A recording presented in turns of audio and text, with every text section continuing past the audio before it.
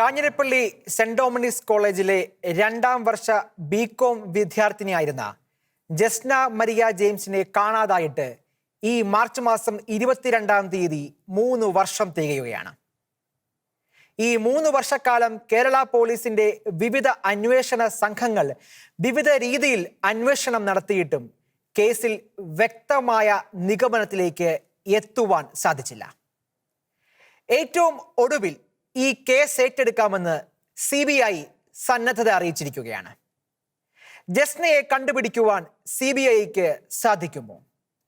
ഊഹാപോഹങ്ങൾക്കും ആരോപണങ്ങൾക്കും അപ്പുറമായി വ്യക്തമായ സൂചനയിൽ എത്തുവാൻ അന്വേഷണ സംഘത്തിന് സാധിക്കുമോ? ഈ വിഷയമാണ് ഇന്ന് ഷെക്കൈന ബിഗ് ഡിബേറ്റ് ചർച്ച ചെയ്യുന്നത്.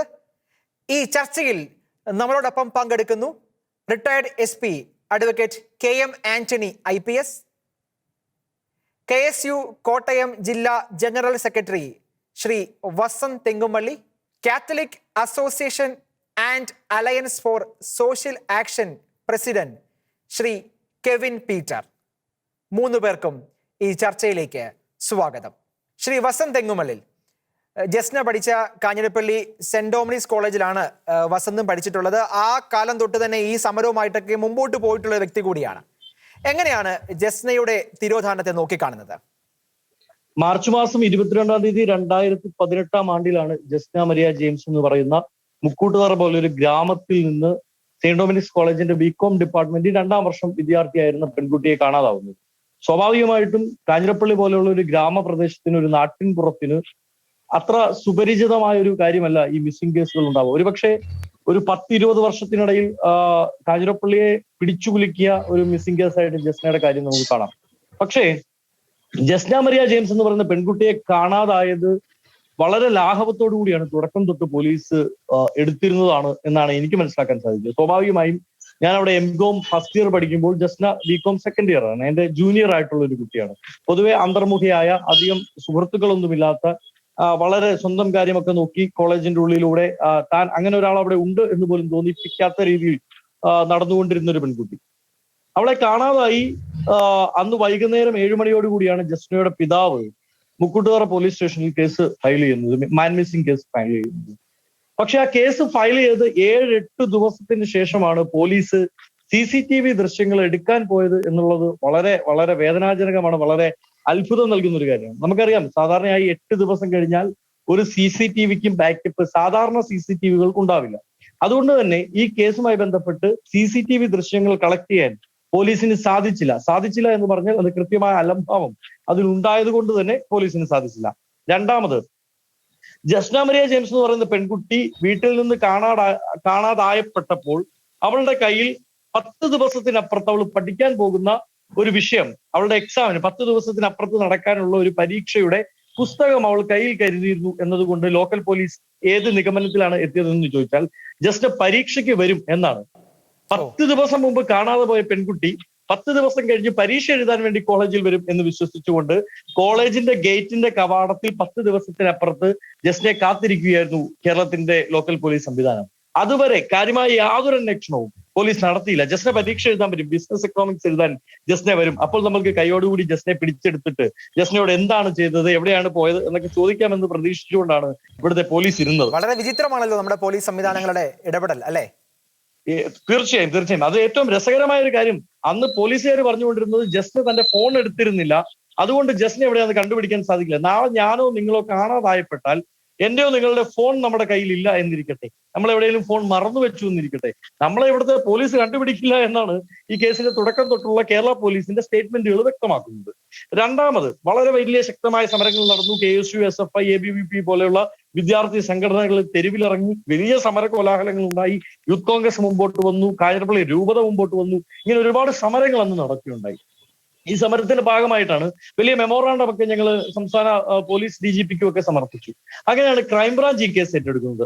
എനിക്ക് തോന്നുന്നു ആദ്യം കേസ് എടുത്ത IG മനോജ് എബ്രഹാം ശബരിമല കേസുമായി ബന്ധപ്പെട്ടുകൊണ്ട് പത്തനംതിട്ടയിൽ 1000 തവണ വന്നിട്ട് പോലും മുക്കൂട്ടുതറയിൽ അന്ന് IG മനോജ് എബ്രഹാമിനായിരുന്നു ആദ്യം കേസിന്റെ ചുമതല. അങ്ങനെ ഉണ്ടായപ്പോൾ ഈ മുക്കൂട്ടുതറ പ്രദേശത്ത് വന്ന് ജസ്ന എന്ന് ഒന്ന് പറയാൻ പോലും മനോജ് എബ്രഹാം തയ്യാറായിരുന്നില്ല. എന്നുള്ളതാണ് എനിക്ക് മനസ്സിലാകുന്നത്. ആ സമയത്താണ് ശബരിമല വിവാദം ആളിക്കത്തിപ്പെട്ടിരുന്നത്. അതിന്റെ ഭാഗമായി ആ സമയത്ത് സ്വാഭാവികമായിട്ടും ജസ്ന ആ ശബരിമല വിവാദത്തിൽ മുങ്ങിപ്പോയി എന്ന് വേണം മനസ്സിലാക്കാൻ. പിന്നീട് പല സംഘടനകളും സമരവുമായി മുമ്പോട്ട് പോയി. അതിനുശേഷമാണ് ഈ കേസ് ക്രൈംബ്രാഞ്ച് വളരെ കൃത്യമായിട്ട് ഏറ്റെടുക്കുന്നത്. ക്രൈംബ്രാഞ്ച് ഏറ്റെടുത്തെങ്കിൽ പോലും യാതൊരുവിധ മുന്നൊരുക്കങ്ങളും ഉണ്ടായില്ല. പ്രൈം ടൈം ഡിബേറ്റുകൾക്കും ചാനൽ ന്യൂസുകളുടെ സ്ക്രോളിങ്ങിലും ജസ്ന ബാംഗ്ലൂരുണ്ട്. ഇന്ന് ജസ്നയെ ബാംഗ്ലൂർ കണ്ടെങ്കിൽ 2 മണിക്കൂർ കഴിഞ്ഞ് അടുത്ത ചാനൽ റിപ്പോർട്ട് ചെയ്യും ജസ്നയെ രാജസ്ഥാനിൽ കണ്ടു. രാജസ്ഥാനിൽ കണ്ടെന്ന് ഉള്ള വാർത്ത വന്ന് 1 മിനിറ്റ് കഴിയുമ്പോൾ ജസ്ന ഉസ്ബെക്കിസ്ഥാനിലുണ്ട് എന്ന് പറയും. ഇതെന്തോ റോക്കറ്റ് പറന്നു പോകുന്നത് പോലെ ജസ്ന പോലീസ് എത്തുമ്പോഴത്തേക്ക് പറന്നു പോവുകയാണ് എന്നാണ് പറയുന്നത്. ജസ്ന ഏതോ മായാവിയാണ് എന്നുള്ള രീതിയിലാണ് കേരളത്തിന്റെ പോലീസും ക്രൈംബ്രാഞ്ചും പറഞ്ഞുകൊണ്ടിരുന്നത്. വാർത്തകൾ ക്രിയേറ്റ് ചെയ്യാൻ വേണ്ടി, ഒരു പബ്ലിസിറ്റി സ്റ്റണ്ടിന് വേണ്ടി അതിനെ ഉപയോഗിച്ചോ എന്നുള്ള കൃത്യമായ അലംഭാവം ഈ കേസിൽ ഉണ്ടായിട്ടുണ്ട്. അതിനുശേഷം ഈ കേസ് ക്രൈംബ്രാഞ്ചിന്റെ റിട്ടയർഡായ ഐ ജി പറഞ്ഞത്, ക്രൈംബ്രാഞ്ചിൽ നിന്ന് റിട്ടയർഡായ ഐ ജി പറഞ്ഞത് ജസ്ന എവിടെയുണ്ട് എന്ന് ഞങ്ങൾക്കറിയാം, പക്ഷെ അത് പറയാൻ പറ്റില്ല. അതായത് 2 വർഷം മുമ്പ് കാണാതായ ഒരു പെൺകുട്ടി എവിടെയുണ്ട് എന്ന് പോലീസിന് അറിയാം, അത് പറയാൻ പറ്റില്ല എന്ന് പറയുന്നത് എത്രത്തോളം നിഷ്ക്രിയത്വമാണ് എന്ന് മാത്രമല്ല എത്രത്തോളം ധാർഷ്ട്യവുമാണ്. ഇത്തരത്തിൽ ധാർഷ്ട്യത്തോടു കൂടി നിലപാട് ക്രൈംബ്രാഞ്ച് പറയാണ് എവിടെയാണെന്ന് ഞങ്ങൾക്ക് അറിയാം, പക്ഷെ അത് പറയാൻ പറ്റില്ല എന്ന് പറയുന്നത്. അതിന് ഒടുവിൽ ഏറ്റവും ഒടുവിൽ ആ സംവിധാനങ്ങളൊക്കെ പരാജയപ്പെട്ടെടുത്ത് CBI വന്നു. അങ്ങനെയാണ് ഈ കേസിന്റെ ഒറ്റ ചിത്രം എന്ന് വേണേൽ പറയാം. അഡ്വക്കേറ്റ് KM ആന്റണി IPS, ഇവിടെ വസന്ത് പറഞ്ഞതുപോലെ പോലീസിന്റെ ഭാഗത്ത് വലിയൊരു വീഴ്ച ഉണ്ടായിട്ടില്ലേ ഈ കേസിന്? ഞാൻ ഓർക്കുന്നു 2020 ഏപ്രിൽ 27 വാർത്തയാണ്. ജസ്നയുടെ തിരോധാനം കേസിൽ നിർണായക വഴിത്തിരിവെന്ന് സൂചന പറഞ്ഞിരിക്കുന്നത് ശ്രീ ടോമിൻ തച്ചങ്കരി IPS ആണ്. ഏറ്റവും ഒടുവിൽ KG സൈമൺ IPS വിരമിക്കുന്നതിന് തൊട്ട് മുമ്പ് പത്രസമ്മേളനത്തിൽ പറഞ്ഞ, അദ്ദേഹത്തെ അഭിമുഖത്തിൽ പറഞ്ഞൊരു കാര്യം, ജസ്നയെ കണ്ടെത്തിയിട്ടുണ്ട് എന്നതിനൊരു വ്യക്തമായ ഉത്തരം തന്നില്ല. എങ്കിൽ പോലും ശുഭകരമായ വാർത്തയാണ് ജസ്നയുടെ കേസിൽ എന്നാണ് പറയുന്നത്. ഇത്രയും ദിവസങ്ങൾ നമ്മൾ കടന്നുപോയി, എന്തുകൊണ്ടാണ് നമ്മുടെ പോലീസ് സംവിധാനങ്ങൾക്ക് ഈ കേസിൽ വ്യക്തമായ ഒരു സൂചനയിലേക്ക് എത്താൻ സാധിക്കാതെ വന്നത്? ഈ പോലീസിലെ ഉന്നത ഉദ്യോഗസ്ഥർ അല്ലെങ്കിൽ അതുമായി ബന്ധപ്പെട്ട് നടത്തിയിരിക്കുന്ന വെളിപ്പെടുത്തലുകളെ സംബന്ധിച്ച് ഞാൻ വ്യക്തമായിട്ട് ഒരു അഭിപ്രായം പറയുന്നില്ല.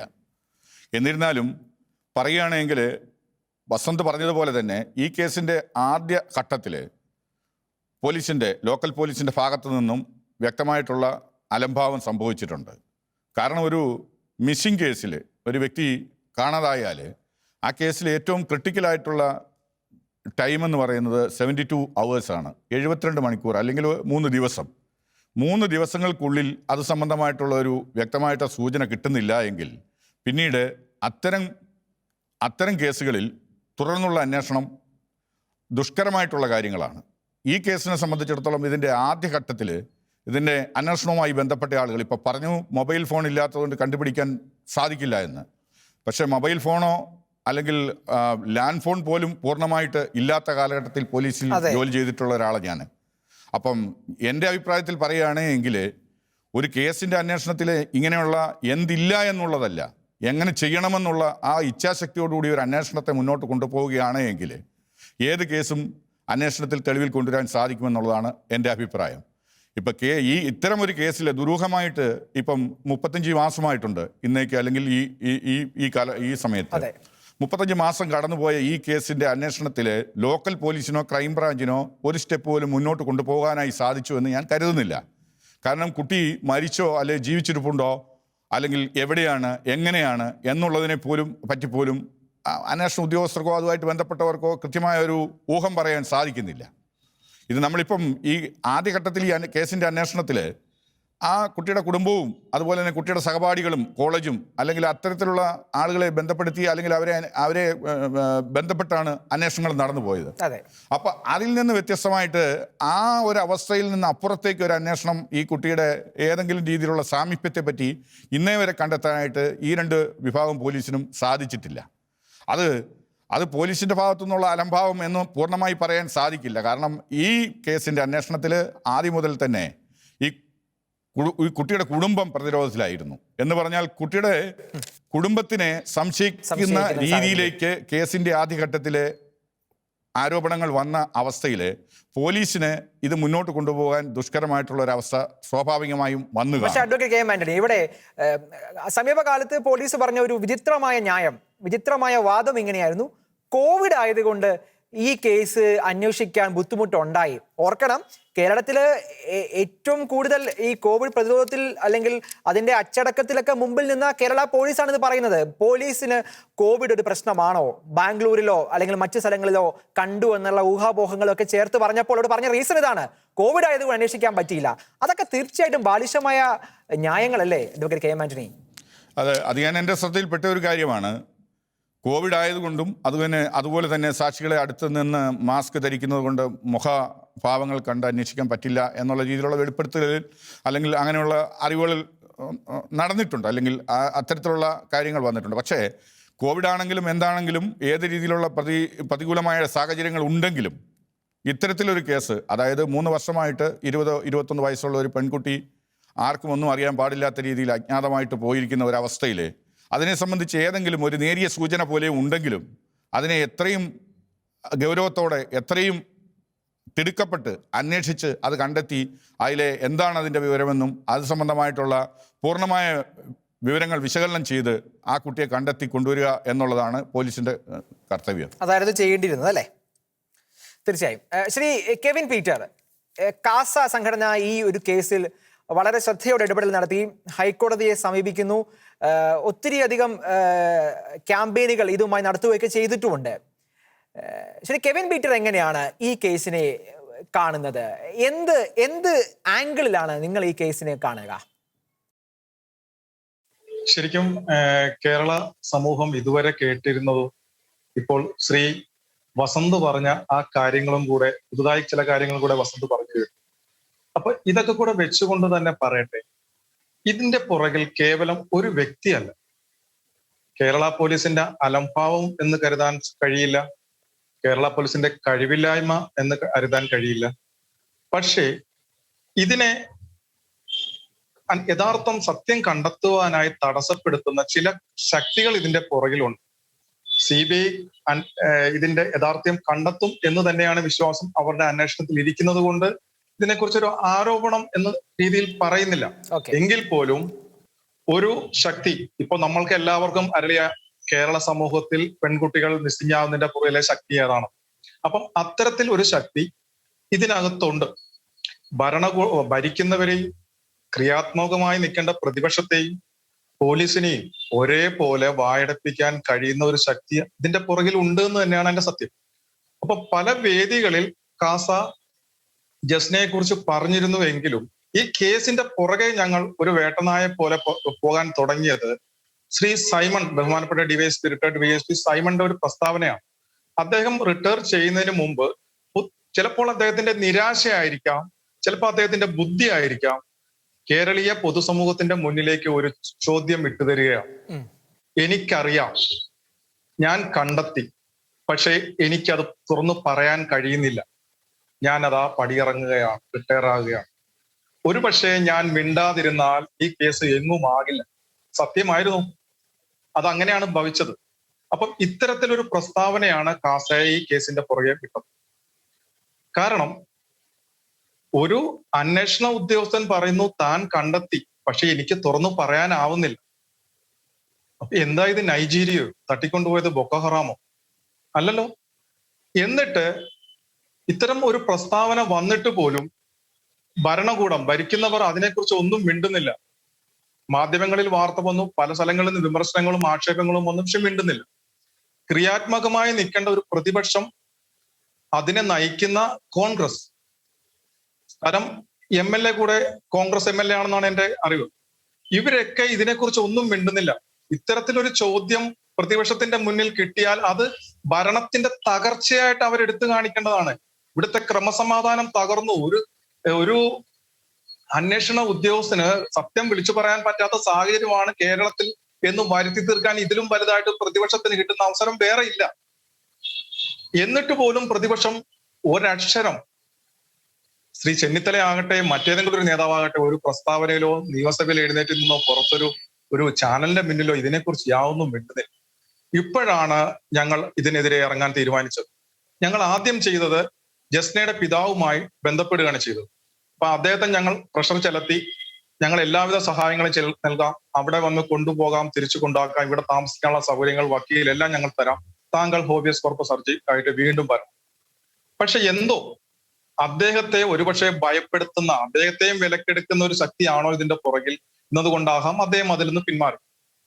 അദ്ദേഹം പിന്മാറിയെന്നല്ല, അദ്ദേഹം ഒരു തണുപ്പൻ രീതി, അതിനൊരു മറുപടിയെ അദ്ദേഹം തന്നില്ല.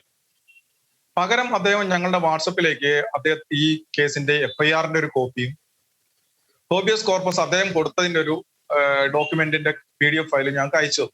ഞങ്ങൾ അതുമായി ഞങ്ങളുടെ വക്കീലുമായി ഹൈക്കോടതിയിൽ എത്തി അന്വേഷിക്കുമ്പോൾ ആ കേസ് എക്സ്പയറി ആയതാണ്, അത് ക്ലോസ് ചെയ്ത കേസാണ്. പക്ഷെ ഇങ്ങനെ ഒരു കേസിന്റെ ഡീറ്റെയിൽ തരുമ്പോഴും ജസ്നയുടെ പിതാവ് ഞങ്ങളിൽ നിന്ന് ഒരു കാര്യം മറച്ചു വെച്ചു. തന്റെ മകൻ, അതായത് ജസ്നയുടെ സഹോദരൻ, CBI അന്വേഷണം ആവശ്യപ്പെട്ട് 2.5 വർഷങ്ങൾക്ക് മുമ്പ് 2018 മെയ്യിൽ KSU നേതാവായ അഭിജിത്തുമായി ചേർന്ന് ഒരു കേസ് കൊടുത്തിട്ടുണ്ടോ എന്നുള്ള വിവരം അദ്ദേഹം ഞങ്ങളിൽ നിന്ന് മറച്ചു വെച്ചു. ഇനി പറയാൻ വിട്ടുപോയതാവാം, അങ്ങനെ കരുതാം. ഇതൊന്നും ഞങ്ങൾക്ക് അറിയില്ലായിരുന്നു. അങ്ങനെയാണ് ഞങ്ങളുടെ അഭിഭാഷകൻ C. Rajendran sir habeas corpus ഹർജി കൊടുക്കുമ്പോഴത്തേക്ക് സംഭവിക്കുന്നത്, അതിൽ സംസ്ഥാന സർക്കാരിനെയും IG ടോമിൻ J. തച്ചങ്കരിയെയും റിട്ടയർ SP സൈമണെയും 3 പേരെയും കക്ഷിയാക്കിക്കൊണ്ടാണ് കേസ് കൊടുക്കുന്നത്. അപ്പോൾ ആ കേസ് പരിഗണിച്ച ബിപിൻ ചന്ദ്രനും അനിതയും ചേർന്ന ബെഞ്ച് അഡ്വക്കേറ്റിനോട് പറഞ്ഞത്, അഭിഭാഷകനോട് പറഞ്ഞത്, ഇതിൽ ഒരു സാങ്കേതിക പിഴവുണ്ട്. ആ സാങ്കേതിക പിഴവാണ് അതിൽ ചർച്ചയാവുകയൊക്കെ ചെയ്തത്. എന്റെ ഒറ്റ ചോദ്യത്തേ ഉള്ളൂ, CBIയുടെ ഈ അന്വേഷണത്തെ നിങ്ങൾ എത്ര സ്വാഗതം ചെയ്യുകയാണോ? CBIക്ക് ഈ കേസ് തെളിയിക്കാൻ പറ്റുമെന്ന് തന്നെയാണ് നിങ്ങളുടെ വിചാരം? ഇതിൽ സംഭവിച്ച ഒരു കാര്യമാണ് ഞാൻ പറയാൻ പോകുന്നത്. ആദ്യം കോടതി പറഞ്ഞത് പിഴവ് തിരുത്തി വീണ്ടും ഫയൽ ചെയ്യുക, അല്ലെങ്കിൽ കേസ് തള്ളേണ്ടി വരും. അന്ന് തന്നെ 3 മണിക്ക് തന്നെ കാസായുടെ അഭിഭാഷകൻ കേസ് പിഴവ് തിരുത്തി സംസ്ഥാന സർക്കാരിനെ മാത്രം കക്ഷി ചേർത്തുകൊണ്ട് വീണ്ടും ഫയൽ ചെയ്യുന്നു. അതേ ബെഞ്ച് തന്നെ, അതേ ജഡ്ജികൾ തന്നെ പിറ്റേ ദിവസം കേസെടുത്തിട്ട് പറയുന്നു, ഇത് പബ്ലിസിറ്റിക്ക് വേണ്ടിയുള്ളതാണ്, അതുകൊണ്ട് തള്ളേണ്ടി വരും, നിങ്ങൾ പിൻവലിച്ചുകൊള്ളുക. അപ്പോൾ ആദ്യം ഇദ്ദേഹത്തിന് ഇത് പറയാമായിരുന്നു, ആദ്യത്തെ ദിവസം തന്നെ ഇത് പബ്ലിസിറ്റിക്ക് വേണ്ടി. അപ്പം അദ്ദേഹം തന്നെയാണ് പറഞ്ഞത് പിഴവ് തിരുത്തി വീണ്ടും ഫയൽ ചെയ്യാൻ. പിറ്റേ ദിവസം അദ്ദേഹം പറയുന്നു ഇത് പബ്ലിസിറ്റിക്കുള്ളതാണ്, തള്ളേണ്ടി വരും. അപ്പം അതിന്റെ അർത്ഥം ബാഹ്യ സമ്മർദ്ദം ഉണ്ടായി എന്ന് തന്നെയാണ്. അപ്പോഴാണ് വക്കീൽ വീണ്ടും അന്വേഷിക്കുമ്പോഴാണ് ഇത്തരത്തിലൊരു കേസ് 2.5 വർഷമായി ആരാലും പൊടി പിടിച്ച് അവിടെ കിടക്കുകയാണ്. ഇതിൽ ശ്രീ അഭിജിത്തും ജസ്നയുടെ സഹോദരനും ചേർന്ന് കേസ് കൊടുത്തതല്ലാതെ പിന്നീട് യാതൊരുവിധ ഫോളോ അപ്പുകളും ഉണ്ടായിട്ടില്ല. ആ അവസരത്തിൽ ഇത് കുത്തിപ്പൊക്കി വീണ്ടും ജഡ്ജിയുടെ മുന്നിൽ എത്തിച്ചാൽ അതിന് ബലം ചെയ്യുമെന്ന് മനസ്സിലാക്കിക്കൊണ്ടാണ് ഞങ്ങൾ ഈ അഭിജിത്തും ജസ്നയുടെ സഹോദരനും കൊടുത്ത കേസിൽ കക്ഷി ചേരാൻ ആപ്ലിക്കേഷൻ കൊടുത്തത്. അപ്പം ആപ്ലിക്കേഷൻ എടുത്ത വഴി തന്നെ ഇവിടുത്തെ സംസ്ഥാന സർക്കാരിന് വേണ്ടി ഹാജരായ വക്കീൽ പറയുന്നത് ഇത് ക്ലോസ് ചെയ്യണം, മനുഷ്യസഹജമായ രീതിയിലെല്ലാം അന്വേഷിച്ചവർക്ക് ഇതിനൊരു റിസൾട്ട് ഉണ്ടായിട്ടില്ല, അതുകൊണ്ട് ഇതിന് സമയം കളയരുത്, ഈ ഹർജി ക്ലോസ് ചെയ്യണം, ഈ കേസ് ക്ലോസ് ചെയ്യണം എന്നാണ് ആവശ്യപ്പെടുന്നത്. അപ്പോൾ BG അരുൺ പറഞ്ഞു വളരെ ചുരുക്കത്തിൽ തീർച്ചയായും അത് പറ്റില്ല, CBIയുടെ അഭിപ്രായം ആരായിട്ട് എന്ന് പറഞ്ഞു. അങ്ങനെ 3ാമത്തെ സിറ്റിംഗിലാണ് CBI അത് ശരിക്കും പറഞ്ഞാൽ അസിസ്റ്റന്റ് സോളിസിറ്റർ ജനറൽ താല്പര്യം എടുത്തത് കൊണ്ടാണ് ഈ കേസ് CBIക്ക് പോയത്, CBI ഏറ്റെടുക്കാൻ താല്പര്യം കാണിച്ചത്. പക്ഷെ ഞങ്ങളെ അത്ഭുതപ്പെടുത്തിയ മറ്റൊരു കാര്യം, വളരെ അത്ഭുതപ്പെടുത്തിയ ഒരു കാര്യം, ഇത്തരത്തിൽ മാധ്യമങ്ങളിലെല്ലാം വാർത്തയായി CBIയുടെ അഭിപ്രായം ഈ കേസിൽ ആരാഞ്ഞു, കോടതി ആരാഞ്ഞു, അതൊക്കെ മാധ്യമങ്ങളിൽ വാർത്ത വന്നു, ചർച്ചയായി. എന്നിട്ട് പോലും ശ്രീ അഭിജിത്തിന്റെയോ ജസ്നയുടെ സഹോദരന്റെ അഭിഭാഷകർ ഈ 3 തവണയും അവസാനം വിധി വരുന്ന ആ ദിവസം പോലും അവർ കോടതിയിൽ ഉണ്ടായിട്ട് ഹാജരായിട്ടില്ല. അപ്പോൾ അവരുടെ സാന്നിധ്യത്തിൽ ഇത് CBIയിലേക്ക് പോകുന്നതിനെ പോലും അവർ ഇഷ്ടപ്പെടുന്നില്ല. അപ്പൊ ഇതിനെയൊക്കെ സ്വന്തം കുടുംബത്തെ, സഹോദരനെ, പ്രതിപക്ഷത്തെ, ഭരണപക്ഷത്തെ, പോലീസിനെ, ഇതിനെയെല്ലാം വിലക്കെടുത്തിരിക്കുന്ന ഒരു ശക്തി ഇതിന്റെ പുറകിലുണ്ട്. പക്ഷേ അത് CBI തെളിയിക്കും എന്ന് തന്നെയാണ് ഞങ്ങളുടെ പരിപൂർണമായ. അതായത് ഈ ശക്തികളൊക്കെ ഇവരെയൊക്കെ വിലക്കെടുത്തു, ഇവരെയൊക്കെ ഭയപ്പെട്ടാണ് എന്നൊരു നിലപാടാണല്ലേ കാസ? തീർച്ചയായിട്ടും നമുക്ക് ഇതിൽ നിന്നെല്ലാം കണക്ട് ചെയ്ത് നോക്കുമ്പോൾ കിട്ടുന്ന ആ ഒരു റിസൾട്ട് എന്ന് പറയുന്നത് ഇതിൽ അവരെല്ലാരും വിലക്കെടുത്തു എന്നുള്ളതാണ്. കാര്യം ഇത്തരത്തിൽ ഒരു കേസ് കോടതിയിൽ വരുമ്പോൾ തീർച്ചയായിട്ടും ഇതിലെ KSUവിന്റെ ഭാഗത്തു നിന്നുള്ളതോ അല്ലെ ജസ്റ്റിയുടെ സഹോദരൻ കാനഡയിലാണെങ്കിൽ പോലും അദ്ദേഹത്തിന്റെ വക്കീലിന് അവിടെ ഹാജരാകാം. ഇവർ ആ കോടതി വളപ്പിൽ ഉണ്ടായിട്ട് പോലും വന്നിട്ടുണ്ടായിരുന്നില്ല. വ്യക്തമാണ്. ജസ്നയുടെ വീടിരിക്കുന്ന സ്ഥലത്തെ മുൻ വാർഡ് മെമ്പർ ശ്രീ വക്കച്ചൻ പൗവത്തിൽ നമ്മളോടൊപ്പം ടെലഫോണിൽ ജോയിൻ ചെയ്യുന്നു. ശ്രീ വക്കച്ചൻ, ഒരു നാട്ടുകാരൻ നിലയിൽ എങ്ങനെയാണ് ഈ CBIയുടെ ഈ അന്വേഷണത്തെ നിങ്ങൾ നോക്കിക്കാണുന്നത്? നിങ്ങൾക്ക് ഈ അന്വേഷണത്തിൽ പ്രതീക്ഷയുണ്ടോ? ഭാഗ്യ പ്രവർത്തനങ്ങളൊന്നും ശക്തികളൊന്നും ഇടപെടാതെ തെളിയിക്കണം. കാരണം ഇത് തെളിയാതിരിക്കുവാൻ പലരും ഇതിനകത്ത് ഇടപെട്ടിട്ടുണ്ട്. ഇല്ലയോ? അതുകൊണ്ടാണ് ഇതിലൂടെ തെളിയാഞ്ഞത്. അത് വേണമെങ്കിൽ സംസ്ഥാന പോലീസിന് ഇത് അന്വേഷിച്ച് കണ്ടുപിടിക്കാവുന്നതായിരുന്നു. ഈ പോലീസിലെ പലരും അതിൻ്റെ അകത്ത് ഒത്തുകളിച്ചാണ് അന്വേഷണം നടത്തിച്ചിരിക്കുന്നത്. അപ്പം അത് തീർച്ചയായിട്ടും ഈ കേസ് തെളിയുന്നത് അത്യാവശ്യമാണ്. അത് നിഷ്പക്ഷമായി അന്വേഷിച്ചാൽ തെളിയും. കാരണം നമുക്കറിയാം, ഒരു 3 വർഷം മുമ്പ് അകാരണമായി ആർക്കും ഒന്നും അറിയത്തില്ലാത്ത രീതിയിലാണ് ഈ തീരുമാനം ഉണ്ടായത്. അപ്പോൾ അതിനന്വേഷിച്ച് കണ്ടുപിടിക്കേണ്ടത് ഈ നാടിന്റെ തന്നെ ആവശ്യമാണ്. നമുക്കന്ന് നമ്മളെ കാണാൻ നഷ്ടപ്പെട്ടതിന് ശേഷം, കുഞ്ഞെ നഷ്ടപ്പെട്ടതിന് ശേഷം ഏതാനും ദിവസങ്ങൾ കഴിഞ്ഞപ്പോൾ ആശുപത്രി ഉണ്ടാക്കുവാനായിട്ട് ശ്രമിച്ചു. ആശുപത്രി ഉണ്ടാക്കാനായിട്ട് ശ്രമിച്ച് യശ്നയുടെ പിതാവിനെ ക്ഷണിച്ചപ്പോൾ അങ്ങേര് കാരണം പറഞ്ഞ് പങ്കെടുക്കാതിരിക്കുകയാണ് ചെയ്തത്. 2 പ്രാവശ്യം പങ്കെടുക്കായിരുന്നു. 3ാമത് വിളിച്ചവൻ പറഞ്ഞു ആശുപത്രിയായിട്ട് മുന്നോട്ട് പോകല്ലേ, ഒരു കാരണവശാലും പോകരുത്, ഇത് പോലീസ് അന്വേഷിക്കുന്നുണ്ടല്ലോ, പിന്നെ എന്തിനാ പറ്റ ആശുപത്രിയോട് മുന്നോട്ട് പോകുമെന്ന് എന്നോട് ചോദിച്ചു. ഞങ്ങൾ പറഞ്ഞു പോലീസ് അന്വേഷണം ശരിയല്ലാത്തതുകൊണ്ടാണ് ആശുപത്രിയോട് മുന്നോട്ട് പോകുന്നത്. അങ്ങനെ ശരിയാണെന്ന് ഉറപ്പിച്ച് പറയുന്നു യശ്നയുടെ പിതാവ്. അതാണ് ഞങ്ങൾക്ക് മനസ്സിലാകാത്ത കാര്യങ്ങൾ. അതിനുശേഷം ആശുപത്രി ഉണ്ടാക്കിയ മുന്നോട്ട് പോകാൻ പോയപ്പോൾ ഒരു കാരണവശാൽ മുന്നോട്ട് പോകില്ലെന്നും പോയാൽ ഞാനിവിടെ ജീവിച്ചിരിക്കണമെന്നുള്ളത് ഓർക്കണം എന്ന് വരെ ഭീഷണി മുടക്കിയിട്ടുണ്ട്. അപ്പോൾ അതൊക്കെ നമുക്കൊരു സംശയത്തിന് നിഴലിലാണ് കാര്യങ്ങൾ. ആരെത്തിയാരാണെന്ന് പറയാൻ പറ്റിയില്ലെങ്കിലും ഈ യശ്നയ്ക്ക് എന്ത് സംഭവിച്ചു എന്നുള്ള കാര്യം കൃത്യമായിട്ടും പിതാവിന് അറിയാമെന്നാണ് ഞങ്ങളുടെ എല്ലാം വിശ്വാസം. ശ്രീ വക്കച്ചൻ, ഈ ആക്ഷൻ കൗൺസിൽ രൂപീകരിച്ചു എന്നത് ശരിയാണ്. അതിൽ നിങ്ങളുടെ സംവിധാനത്തെ പ്രോത്സാഹിപ്പിച്ചില്ല എന്നതിന്റെ ഒരു കാരണം കൊണ്ട് നമുക്ക് എങ്ങനെയാണ് ഈ വ്യക്തിയെ പ്രതിക്കൂട്ടിൽ നിർത്താൻ കഴിയുക? അല്ല, പ്രോത്സാഹിപ്പിച്ചില്ല എന്നുള്ള അല്ല വിഷയം. ഇതിനെ എന്തിനും എതിർത്തു. ആക്ഷൻ കൗൺസിൽ ഉണ്ടാകുന്നതിനെ എതിർക്കണമെങ്കിൽ മനസ്സിൽ കള്ളത്തരമില്ലെങ്കിൽ എതിർക്കുമാരെങ്കിലും. ഇത് അന്വേഷിക്കുന്നതാണെന്ന് കണ്ടുപിടിക്കുന്നതാണെന്ന് മനസ്സിൽ തീരുമാനമുള്ളതുകൊണ്ടല്ലേ ആശുപത്രി വേണ്ടെന്ന് പറഞ്ഞത്. അത് ശരിയാണോ? അന്വേഷിച്ച് കണ്ടുപിടിക്കല് എന്ന് മനസ്സിൽ തോന്നിയതുകൊണ്ടാണ് ആശുപത്രി വേണ്ട എന്ന് പറഞ്ഞത്. അത് കറക്റ്റ്. എല്ലാവർക്കും വേണ്ട കാര്യങ്ങളാണത്. ടെക്നോളജിയെ കണ്ടുപിടിക്കേണ്ടത് അത് പോലീസാണ്, അന്വേഷണ ഏജൻസിയാണ്. ഞങ്ങൾ ഇന്ന് കിട്ടിയ ഞങ്ങൾക്കുണ്ടായ അനുഭവമാണ് പറഞ്ഞത്.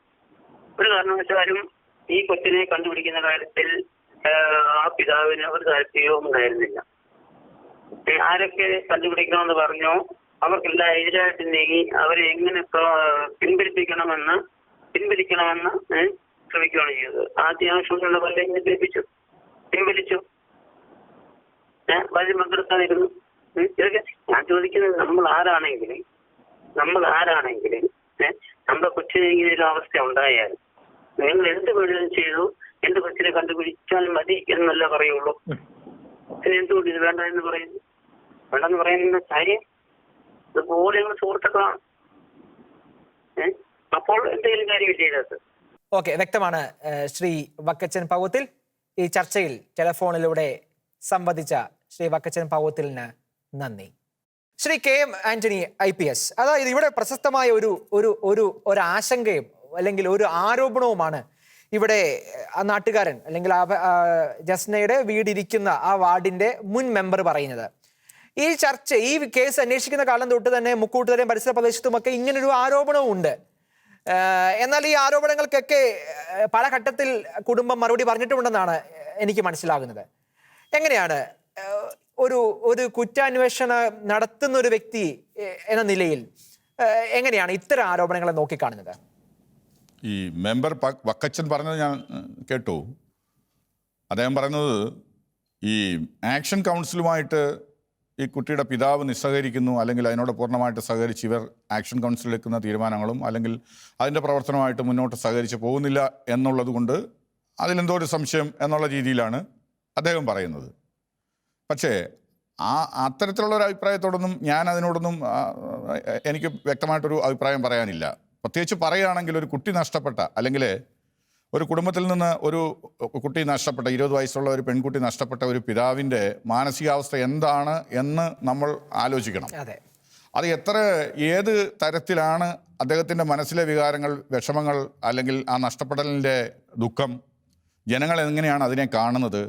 ഇപ്പോൾ പ്രാദേശികമായിട്ട് നമ്മൾ നോക്കുമ്പോൾ നമ്മുടെ നാട്ടിൽ ഏതെല്ലാം രീതിയിൽ ആക്ഷൻ കൗൺസിലുകൾ പലതും ഫോം ചെയ്യുന്നു, അല്ലെങ്കിൽ അതിനൊക്കെ ചിലപ്പോൾ ഏതെങ്കിലുമൊക്കെ ആയിട്ടുള്ള ലക്ഷ്യങ്ങൾ കാണാം.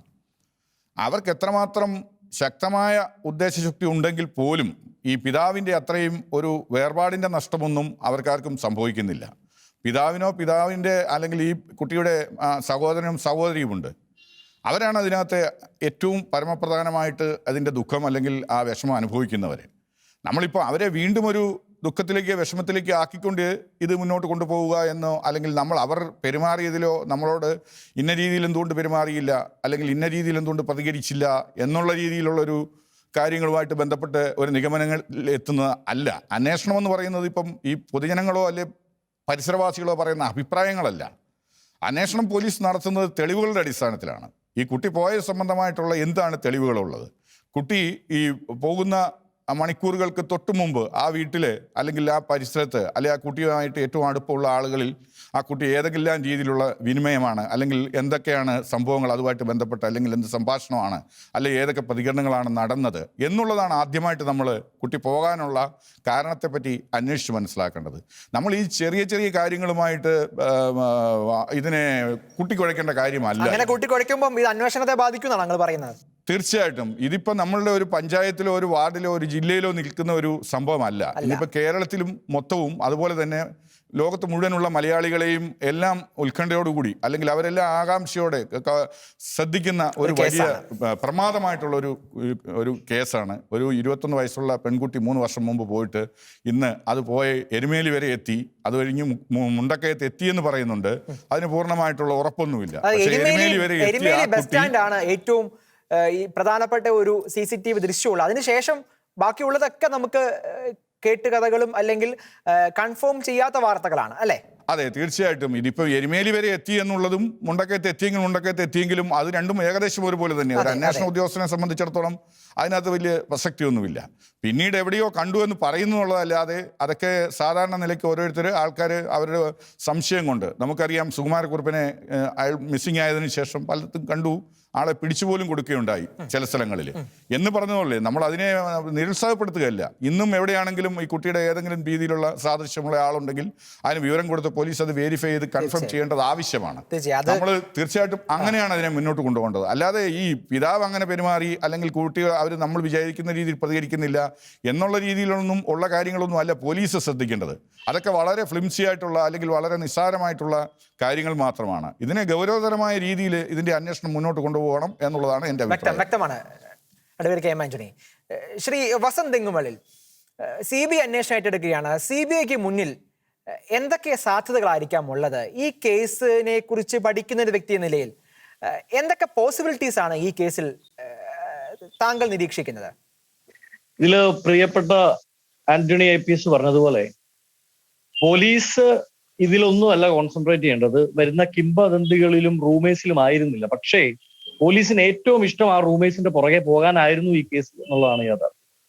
രണ്ടാമത്, ഇവിടെ ആ വാർഡ് മെമ്പർ പ്രിയപ്പെട്ട വക്കച്ചൻ പറഞ്ഞതുപോലെ തന്നെ അങ്ങനെയുള്ള ഒരു ആരോപണം തുടക്കം തൊട്ടേ ഈ കേസിലുണ്ട്. അവരുടെ വീട്ടുകാർക്കൊരു പങ്ക് ഇതിലുണ്ട് എന്ന്. അതിനെപ്പറ്റി അന്വേഷിക്കാൻ കേരള പോലീസ് തയ്യാറായിട്ടില്ല. കെവിൻ പീറ്റർ പറഞ്ഞ പോലെ എന്തെങ്കിലുമൊക്കെ ബാഹ്യശക്തികൾ, ഏതെങ്കിലുമൊക്കെ സംഘടനകൾ ഇതിന്റെ പിന്നിലുണ്ടെങ്കിൽ അതിനെപ്പറ്റി അന്വേഷിക്കേണ്ടതുണ്ട്. അങ്ങനെ എന്തൊക്കെയാണോ ആരോപണങ്ങൾ ഉള്ളത് അത് മുഴുവൻ അന്വേഷിച്ച്, ഞാൻ പറഞ്ഞല്ലോ കോട്ടയം പോലുള്ള ഒരു നഗരം എന്ന് പറയാൻ പറ്റില്ല, കോട്ടയത്തെ പോലെയുള്ള ഒരു ഗ്രാമപ്രദേശത്തെ പിടിച്ചു കുലുക്കിയ അസാധാരണമായ കേസിൽ ഏതൊക്കെ ആരോപണങ്ങളുണ്ടോ അത് മുഴുവൻ അന്വേഷണ വിധേയമാക്കണം. അങ്ങനെ അത് അന്വേഷണ വിധേയമാക്കിയാൽ മാത്രമേ ആരോപണം അന്വേഷണ വിധേയമാക്കിയില്ലെന്നും പറയരുത്. അവിടെ കെട്ടിടം പരിശോധിക്കുകയൊക്കെ ചെയ്തിട്ടുണ്ട് കേരള പോലീസ്. മാത്രമല്ല 18 ജൂൺ 21 അവിടുത്തെ ഒരു സ്റ്റേറ്റ്മെന്റ് ഇതാണ്: നുണപരിശോധനയ്ക്കടക്കം താൻ തയ്യാറാണെന്ന് പിതാവ് പറയുകയും ചെയ്തു. അങ്ങനെ പിതാവ് പറയേണ്ട കോണ്ടെക്സ്റ്റ് നമ്മൾ ആലോചിക്കണം. അത്രയും ആരോപണങ്ങൾ കേട്ടിട്ടാണ്. അപ്പൊ അവിടെ നിതിൻ, അതിലേറ്റവും രസം എന്താണെന്നറിയാം? ആ സമയത്ത് ദൃശ്യം എന്ന് പറഞ്ഞൊരു സിനിമ ഇറങ്ങി. ദൃശ്യം എന്ന് പറഞ്ഞ സിനിമ ഇറങ്ങിയ ഉടനെ തൂമ്പയും മമ്മട്ടിയുമായിട്ട് പോലീസ് ഇതിന്റെ പിതാവ് അതിനു മുമ്പ് നിർമ്മിച്ച കക്കൂസ് കുഴി വരെ തുറന്നു നോക്കി. കേരളത്തിന്റെ പോലീസ് സംവിധാനത്തിന്റെ ഒരു നിഷ്ക്രിയത്വം ചിന്തിച്ചു നോക്കൂ. 8 ദിവസം ആന്റണി IPS പറഞ്ഞതുപോലെ എന്തുകൊണ്ടാണ് എരുമേലിയിലെ മാത്രം CCTV കിട്ടിയത്? അവിടെ ബാക്കപ്പ് കൂടുതലുള്ള CCTV ദൃശ്യങ്ങൾ ഉണ്ടായിരുന്നു. നോർമൽ ബാക്കപ്പ് 7 ദിവസമാണ്. നമ്മുടെ പോലീസ് സ്റ്റേഷനുകളിലെ പോലും എന്റെ അറിവ് ശരിയാണെങ്കിൽ 7 ദിവസം നോർമൽ ബാക്കപ്പ് ഉള്ള CCTV ദൃശ്യങ്ങളേ ഉള്ളൂ. ബാക്കി റെക്കോർഡ് ചെയ്ത് സൂക്ഷിച്ചു വെക്കേണ്ടതാണ്. 8ാമത്തെ ദിവസമാണ് CCTV പരിശോധിക്കാൻ വേണ്ടി പോകുന്നത്. 8ാമത്തെ ദിവസം ഇതിന്റെ സ്റ്റെപ്പ് 1 തൊട്ട് തന്നെ അന്വേഷണത്തിൽ വീഴ്ചയുണ്ട് എന്ന ഒരു നിലപാടാണ്. വളരെ കൃത്യമായ അലംഭാവമുണ്ട്. അത് മനഃപൂർവ്വമാണോ, അത് എന്തെങ്കിലും ആരുടെയെങ്കിലും അച്ചാരം പറ്റിയിട്ടാണോ എന്നുള്ളതാണ് CBI അന്വേഷിക്കേണ്ടത്.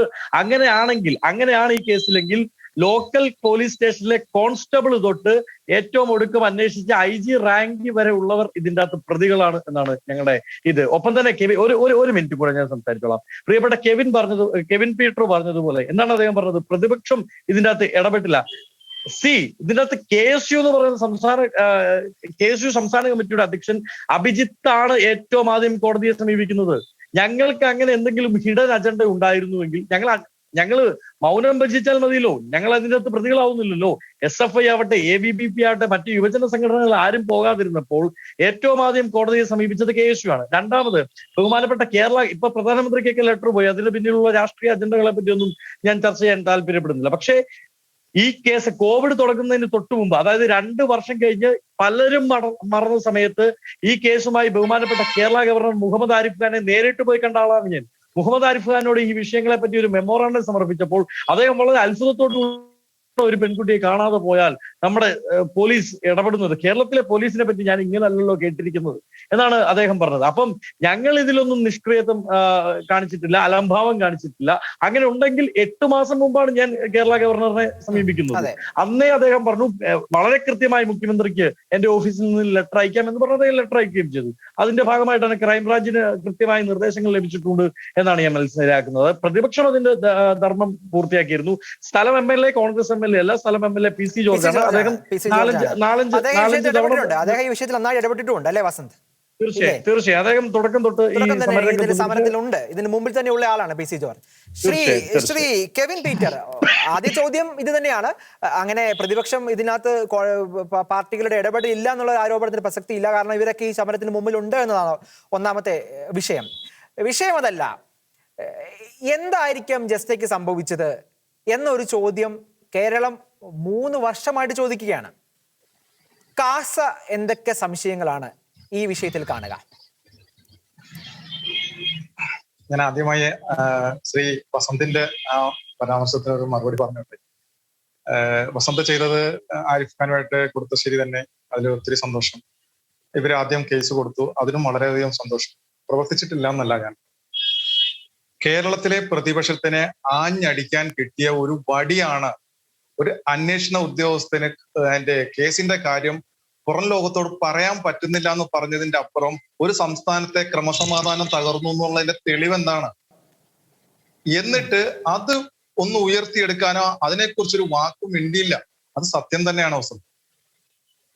പിന്നെ മറ്റൊരു കാര്യം വസന്ത് എന്ന് അറിയേണ്ടത്, വസന്ത് താങ്കളുടെ ആത്മാർത്ഥതയിൽ എനിക്ക് ഞാൻ സന്തോഷിക്കുന്നു. കാര്യം താങ്കൾ ആ പഠിച്ച കോളേജിലെ വ്യക്തി എന്ന നിലയിൽ ഒത്തിരി ഇതിനുവേണ്ടി ബുദ്ധിമുട്ടുണ്ടെന്ന് എനിക്കിപ്പോ മനസ്സിലായി. പക്ഷെ അതല്ല, ഈ KSU കൊടുത്ത കേസിൽ 2 വർഷവും 5 മാസവും യാതൊരു അനക്കവും ഉണ്ടായില്ല. അതിന്റെ പുറകെ പോയി അത് മെൻഷൻ ചെയ്തിരുന്നുവെങ്കിൽ, അതിനെ ഫോളോ അപ്പ് ചെയ്തിരുന്നുവെങ്കിൽ 1 വർഷങ്ങൾക്ക് മുമ്പേ അല്ലെ 2 വർഷങ്ങൾക്ക് മുമ്പേ CBI കേസ് ഏറ്റെടുക്കുമായിരുന്നു. ഇപ്പോൾ കാസ ഇറങ്ങി ഈ കേസ് കുത്തിപ്പൊക്കി വീണ്ടും ജഡ്ജിയുടെ മുന്നിൽ എത്തിച്ചത് കൊണ്ട് മാത്രമാണ് ഇത് ഇപ്പോൾ CBI അന്വേഷണത്തിലേക്ക് പോയത്. ഇല്ലായെങ്കിൽ ഇതുപോലെ വിസ്മൃതിയിലാകുന്ന ആയിരക്കണക്കിന് കേസുകളുടെ കൂട്ടത്തിൽ ആരും അറിയാതെ അടുത്ത മെയ്യിൽ ഇത് ക്ലോസ് ആകുമായിരുന്നു. കാര്യം നവംബർ 20-ാം തീയതി കേരള പോലീസ് 6 മാസത്തെ സമയനാണ് ഈ CBI അന്വേഷണം ആവശ്യപ്പെട്ട ഹർജിയിൽ കേരള പോലീസ് സമയം ആവശ്യപ്പെട്ടിരിക്കുന്ന 6 മാസമാണ്. അതായത് ഇലക്ഷനെ ഓവർകം ചെയ്യും. അപ്പം ഇത്തരം കാര്യങ്ങൾ ഇതിനകത്തുണ്ടെന്ന് വസന്ത് മനസ്സിലാക്കുക. പിന്നെ ചോദിച്ച ചോദ്യത്തിനുള്ള മറുപടി എന്ന് പറയുന്നത്, ഞങ്ങൾ വിശ്വസിക്കുന്നത് പ്രണയത്തിന്റെ കെണിയിൽപ്പെടുത്തി പെൺകുട്ടികളെ മതം മാറ്റി അവരെയും അവരുടെ കുടുംബങ്ങളെയും തകർക്കുന്ന ലവ് ജിഹാദ് പോലുള്ള ഇതിന്റെ പിന്നിൽ പ്രവർത്തിക്കുന്ന ശക്തികൾ തന്നെയാണ് ഇതിന്റെ പിന്നിലും. എത്രയോ സമ്പന്നന്മാരായ ക്രിമിനലുകളെ പൊക്കി അകത്തിട്ടിട്ടുള്ളവരാണ് കേരള പോലീസ്. ബണ്ടിച്ചോറിനൊക്കെ ഉത്തരേന്ത്യ വിറപ്പിച്ച ബണ്ടിച്ചോറിന് വരെ പൊക്കി അകത്താക്കി കേരള പോലീസ്. അപ്പോ ഇതിന്റെ പിന്നിലെ ഈ കുട്ടി എവിടെയെന്ന് കണ്ടെത്താൻ കഴിയാഞ്ഞിട്ടല്ല, അവരുടെ കൈകൾ സ്വന്തമല്ല, അവരെ വിലക്കിയിരിക്കുകയാണ്. അതിന്റെ പിന്നിൽ കേരളത്തിൽ ഇപ്പോഴൊരു ശക്തി ഉണ്ടെങ്കിൽ ഈ ലവ് ജിഹാദ് എന്ന് പറയുന്നത് സംഭവം തന്നെയായിരിക്കും. കാര്യം ലവ് ജിഹാദ് ഒരു ആരോപണം മാത്രമല്ലേ, ഇതിന് ഒരിക്കലുമല്ല. എന്തെങ്കിലും വാർത്തകളുണ്ടോ? മാത്രമല്ല കഴിഞ്ഞ ദിവസം തന്നെ ഈ വിഷയം പൊതു ചർച്ചയായി മാറി. CPIM-ന്റെ സെക്രട്ടറിയിലൂടെ അത് ചർച്ചയായി മാറുകയും ചെയ്തു. അവരൊക്കെ ഇതൊന്നുമില്ല, അല്ലെങ്കിൽ ഇത്തരം കാര്യങ്ങളൊന്നും ഇല്ല എന്ന് ഓരോ അവസരം കിട്ടുമ്പോഴും പറഞ്ഞുറപ്പിക്കുകയും ചെയ്യുന്നുണ്ട് ഒരു വശത്ത്. അത് കേരള സമൂഹത്തിന് ഇപ്പൊ പരിചിതമായി കഴിഞ്ഞിരിക്കുന്നതാണ് ഇവരുടെ ഈ സ്വഭാവം. അടുത്ത ഏതാനും നാളുകൾക്കുള്ളിൽ ഇലക്ഷനാണ്. ഇലക്ഷനിൽ ഒരു വലിയ വിഭാഗം വോട്ട് ബാങ്കിനെ വേണ്ടെന്ന് വെച്ചുകൊണ്ട് എന്തായാലും LDF ഇത്തരത്തിലൊരു നിലപാടിൽ നിൽക്കാൻ പോകുന്നില്ല. കാരണം ഇപ്പം കഴിഞ്ഞ കുറെ നാളുകളായി ഇതിനു വേണ്ടിയിട്ട് TN പ്രതാപൻ, ആന്റോ ആന്റണി, K സുധാകരൻ മുതലായവർ കഴിഞ്ഞ ഫെബ്രുവരി മാസത്തിൽ ആദ്യ വാരത്തിൽ പാർലമെന്റിൽ ചോദ്യം ചോദിച്ചു. അതിനു മുന്നേ ബെന്നി ബെഹന്നാൻ പാർലമെന്റിൽ എടുത്തിരുന്ന് ചോദിച്ചു, ലവ് ജിഹാദിനെ കുറിച്ച് ചോദിച്ചു. ഏതൊരു ആൻസർ കിട്ടാനാണ് അദ്ദേഹം ആ ചോദ്യം ചോദിച്ചതെന്ന് അരിയാഹാരം കഴിക്കുന്ന എല്ലാവർക്കും അറിയാം.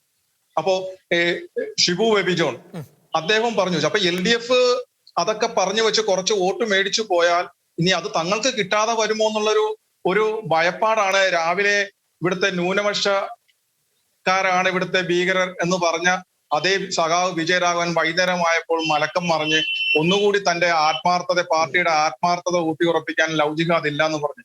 ഇതിൽ ഒന്നും പ്രത്യേകിച്ച് ഒന്നും കാണാനില്ല. കാര്യം അവരതേ പറയൂ. അവർക്ക് വലുത് വോട്ടാണ്, അവർക്ക് അധികാരമാണ് വലുത്. അപ്പൊ അവരിത് പറയും. പക്ഷെ ഇവിടുത്തെ മക്കൾ നഷ്ടപ്പെടുന്ന മാതാപിതാക്കളുടെ ഇത് കണ്ടുകൊണ്ടിരിക്കാനാവില്ല. അതുകൊണ്ട് തന്നെയാണ് ഇത്. ഈ കേസിലേക്ക് വരാം. ഈ കേസിൽ നമുക്ക് അങ്ങനെ ഒരു ആരോപണം, കാരണം ഇത് പലവട്ടം മംഗലാപുരത്ത് കണ്ടു, മലപ്പുറത്ത് കണ്ടു, പല സ്ഥലങ്ങളിൽ കണ്ടു എന്ന് പറഞ്ഞ് വാർത്തകൾ, അത് ഊഹാപോഹങ്ങളുടെ പുറത്തുള്ള വാർത്തകൾ മാത്രമല്ലേ ശ്രീ കെവിൻ പീറ്റർ ഇതിനകത്തുള്ളത്? അല്ല, തീർച്ചയായിട്ടും ഈ കുട്ടി ആദ്യ ഒരു ഘട്ടത്തിൽ കേരളത്തിനുള്ളിൽ തന്നെ ഉണ്ടായിരുന്നു എന്നാണ് ഞങ്ങളുടെ കയ്യിൽ തെളിവില്ല. പക്ഷെ ഞങ്ങൾക്ക് കിട്ടിയ വിവരങ്ങൾ അങ്ങനെയാണ്. കൃത്യമായ ചില സോഴ്സുകളിൽ നിന്ന് കിട്ടിയ വിവരങ്ങൾ വെച്ച് ഈ കുട്ടി കേരളത്തിനുള്ളിൽ തന്നെ ഉണ്ടായിരുന്നു. ക്രൈംബ്രാഞ്ച് അന്വേഷണം ഏറ്റെടുത്തതോടെയാണ് ഈ കുട്ടിയെ കേരളത്തിൽ നിന്ന് പുറത്തേക്ക് പോയത്. അപ്പോൾ ഇത്തരം കേരള പോലീസ് പോലും കേരളത്തിൽ മടിക്കാൻ ഭയക്കുന്ന സ്ഥലങ്ങൾ ഉണ്ടെങ്കിൽ അത് ഏതാണെന്ന് ഇവിടുത്തെ കേരള സമൂഹത്തിന് ഇപ്പോൾ സുപരിചിതമാണ് ആ പേരുകളൊക്കെ. അതായത് ഈ ഒരു ഇൻഫർമേഷന് പുറത്താണ് നിങ്ങൾ ഇങ്ങനെ ഒരു ആരോപണം ഉന്നയിക്കുന്നത് അല്ലേ? അങ്ങനെ തന്നെയാണ് മനസ്സിലാക്കേണ്ടത്. അല്ല, മറ്റെന്ത് കാരണം കൊണ്ടാണ് ഇത് നീണ്ടുപോകുന്നത്? വ്യക്തം. ശ്രീ അഡ്വക്കേറ്റ് KM ആന്റണി, ഇവിടെ ശ്രീ കെവിൻ പീറ്റർ പറഞ്ഞതുപോലെ അങ്ങനെ ഒരു സാഹചര്യത്തിന്, അങ്ങനെ ഒരു സംഭവത്തിനുള്ള സാധ്യത ഈ കേസിൽ ഉണ്ടോ? അങ്ങനെ സംശയിക്കുന്നവരെ നമുക്ക് കുറ്റം പറയാൻ പറ്റില്ലല്ലോ. എങ്ങനെയാണ്, എന്താണ് അഭിപ്രായം? അല്ല, കെവിൻ പീറ്റർ പറഞ്ഞ ആ അഭിപ്രായത്തോട് വ്യക്തമായ തെളിവുകളൊന്നുമില്ല. അങ്ങനെ അദ്ദേഹം പറയുന്നു എന്നുള്ളത് എന്താണ് എന്ന് എനിക്ക് അറിഞ്ഞുകൂടാ. അത്തരത്തിലുള്ളൊരു ഇടപെടൽ ഈ കേസിലുണ്ടോ ഇല്ലയോ എന്നും എനിക്ക് പറയാൻ സാധിക്കില്ല. പിന്നെ നമ്മളിപ്പം കുറ്റപ്പെടുത്താനോ അല്ലെ ആരോപണങ്ങൾ പറയാനോ അല്ലെ അവകാശവാദത്തിനോ വേണ്ടിയുള്ള ഒരു ചർച്ചയായിട്ട് എനിക്ക് തോന്നുന്നില്ല. ഇത് തീർച്ചയായിട്ടും ഈ കാണാതെ പോയ കുട്ടിയെ കണ്ടെത്തുന്നതിന് വേണ്ടിയുള്ള കൂട്ടായ ശ്രമം അല്ലെങ്കിൽ അത്തരത്തിലുള്ള മുന്നോട്ട് പോകാൻ വേണ്ടിയാണ് നമ്മൾ എല്ലാവരും തന്നെ ആഗ്രഹിക്കുന്നത്. നമ്മളെന്ന് പറഞ്ഞാൽ ഇവിടെയുള്ള എല്ലാ മലയാളികളും അങ്ങനെയാണ് ആഗ്രഹിക്കുന്നത്. അപ്പോൾ അതിനുവേണ്ടി ഒരു കൂട്ടായ പ്രവർത്തനവും അതിനെന്താണ് അടുത്ത സ്റ്റെപ്പ്. ഇപ്പോൾ CBI അന്വേഷണം ഏറ്റെടുത്തിരിക്കുന്നു. രാജ്യത്തെ ഏറ്റവും നല്ല ഏജൻസിയാണ്. അവർക്കിപ്പം ഇൻ്റർ സ്റ്റേറ്റോ അല്ലെങ്കിൽ രാജ്യത്തിന് പുറത്തുള്ള അന്വേഷണങ്ങൾ പോലും വളരെ സുഗമമായിട്ട് നടത്താൻ പ്രാപ്തരായിട്ടുള്ളവരാണ്. അവർക്ക് അവരുടേതായ അന്വേഷണ രീതിയുണ്ട്. പിന്നെ ഇപ്പോൾ ലോക്കൽ പോലീസും ക്രൈംബ്രാഞ്ചും പോയ അതേ ചാനലിലൂടെ പോകാതെ വ്യത്യസ്തമായ രീതിയിൽ ഇതിനെ കണ്ടെത്താൻ അല്ലെങ്കിൽ അതിനുള്ള തെളിവുകൾ ശേഖരിക്കാൻ സാധിക്കുമെന്നുള്ളതാണ് എൻ്റെ ഒരു വിശ്വാസം. ഈ CBI ഒരു കേസ് എടുക്കുമ്പം സാധാരണ പോലീസ് സംവിധാനത്തിൽ എന്താണ് വ്യത്യസ്തത വരിക? അവരുടെ സ്റ്റൈൽ ഓഫ് ഓപ്പറേഷൻ ആണോ, അല്ലെങ്കിൽ അവരുടെ സാധ്യതകളാണോ, അല്ലെങ്കിൽ അവരുടെ കോണ്ടാക്ട്സ് ആണോ? എന്തായിരിക്കാം ഈ ഒരു കേസിൽ ഒരു ടിപ്പിക്കൽ ഓർഡറിൽ നിന്ന് എന്ത് മാറ്റമായിരിക്കാം നമുക്ക് പ്രതീക്ഷിക്കുക? അതിന് വ്യക്തത ഒരു പക്ഷേ വരും ആഴ്ചകളെ വരാൻ സാധിക്കുള്ളൂ എങ്കിൽ പോലും ഇതിനൊരു അനുഭവ പരിചയത്തിൽ നിന്ന് എന്താണ് പറയാനുള്ളത്? ഈ കേസിൽ ഇതുവരെയുള്ള ഈ കേരള പോലീസിൻ്റെ അന്വേഷണത്തിൽ സംഭവിച്ചിരിക്കുന്നത് എന്താണെന്ന് വെച്ചാൽ കുട്ടി ജീവിച്ചിരിപ്പുണ്ട്, അല്ലെങ്കിൽ കുട്ടി തിരിച്ചു വരും, അല്ലെങ്കിൽ എവിടെയോ ജീവിച്ചിരിക്കുന്നു എന്നുള്ള രീതിയിലുള്ള സൂചനകളാണ് പൂർണ്ണമായിട്ട് കൊടുക്കുന്നത്. പക്ഷെ അങ്ങനെ ഒരു സൂചന ഉണ്ടോ അഡ്വക്കേറ്റ് KM ആന്റണി? കാരണം ഒരു കാര്യം ഞാൻ ഒന്ന് പറഞ്ഞോട്ടെ. അതായത് ഏറ്റവും ഒടുവിൽ KG സൈമൺ IPS അദ്ദേഹത്തിന്റെ അഭിമുഖത്തിൽ അദ്ദേഹത്തിനോട് ഒരു ചോദ്യം, ഒരു മാധ്യമപ്രവർത്തകൻ ചോദിക്കുന്നുണ്ട്. അദ്ദേഹം ആദ്യം ഈ അവകാശവാദങ്ങളൊക്കെ ഉന്നയിച്ചു, ഈ കേസിനെ കുറിച്ചുള്ള അവകാശവാദങ്ങളൊക്കെ ഉന്നയിച്ചു. എന്നാൽ രണ്ടാമത് ചോദ്യം ചോദിക്കുന്നുണ്ട്, ഈ കുട്ടി ജീവിച്ചിരിപ്പുണ്ട്. വളരെ ഡയറക്റ്റ് ക്വസ്റ്റ്യൻ ആണ്, ഈ കുട്ടി ജീവിച്ചിരിപ്പുണ്ട് എന്നൊരൊറ്റ ചോദ്യം.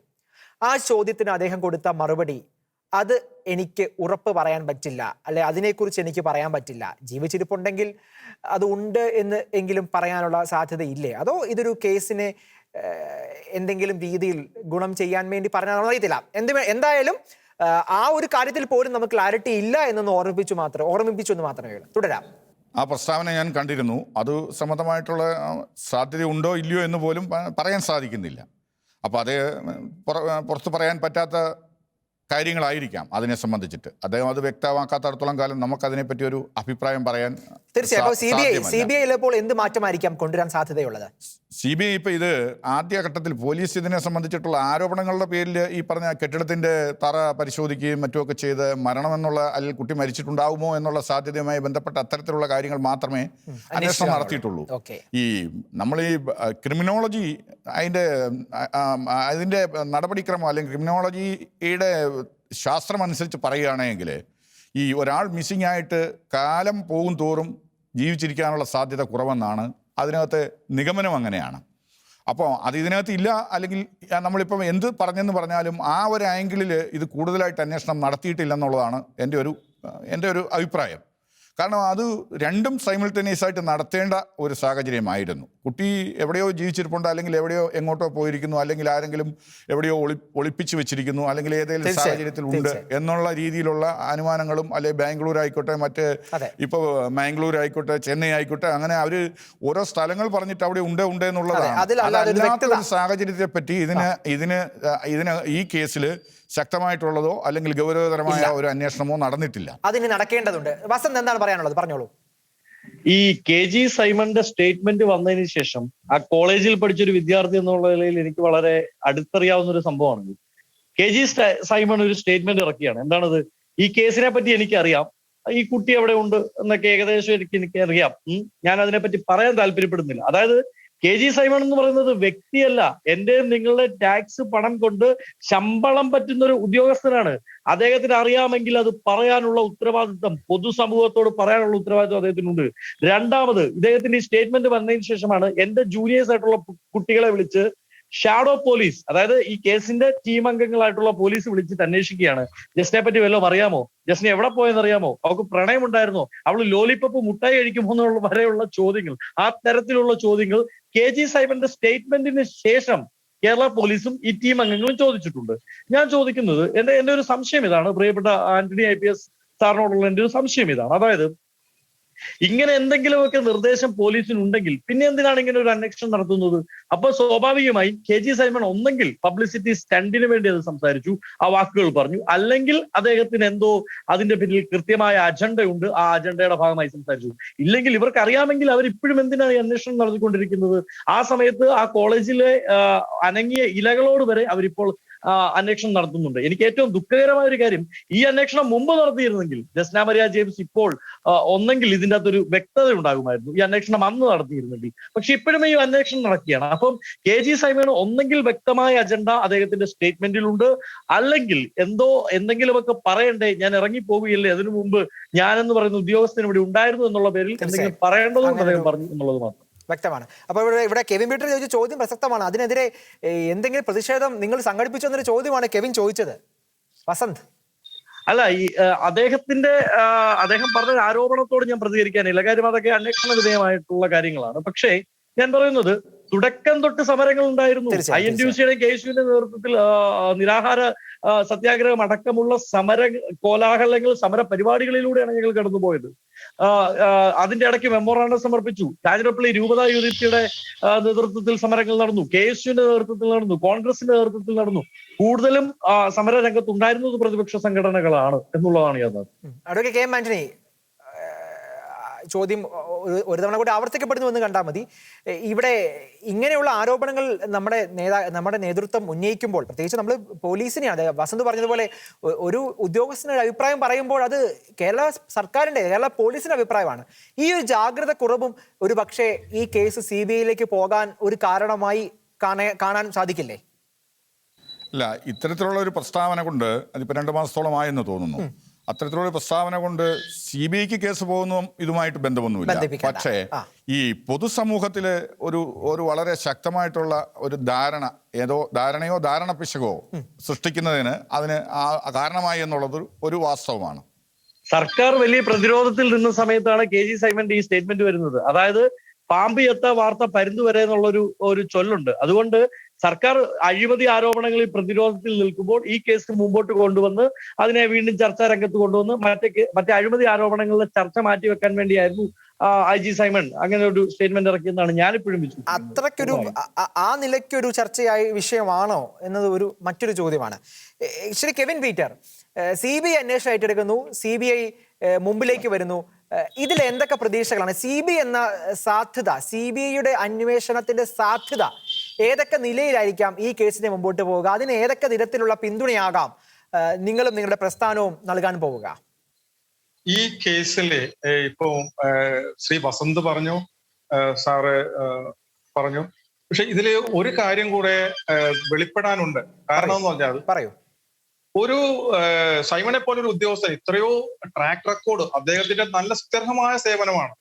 കൂടത്തായി പോലുള്ള എത്രയോ കേസുകൾ തെളിയിച്ചിട്ടുള്ള അദ്ദേഹം വെറുതെ ഒരു കേരള പൊതുസമൂഹത്തിന് മുമ്പിൽ നാളെ ഇളഭ്യനായി മാറാൻ പറ്റുന്ന രീതിയിലുള്ള ഒരു കേസ്, ഒരു വാക്കുകൾ പറയുമെന്ന് കരുതുന്നില്ല. അപ്പോൾ CBI അന്വേഷണത്തിൽ തെളിയേണ്ട മറ്റൊരു കാര്യം കൂടെ ഉണ്ട്, തെളിയപ്പെടാൻ പോകുന്ന മറ്റൊരു കാര്യം കൂടെ ഉണ്ട്.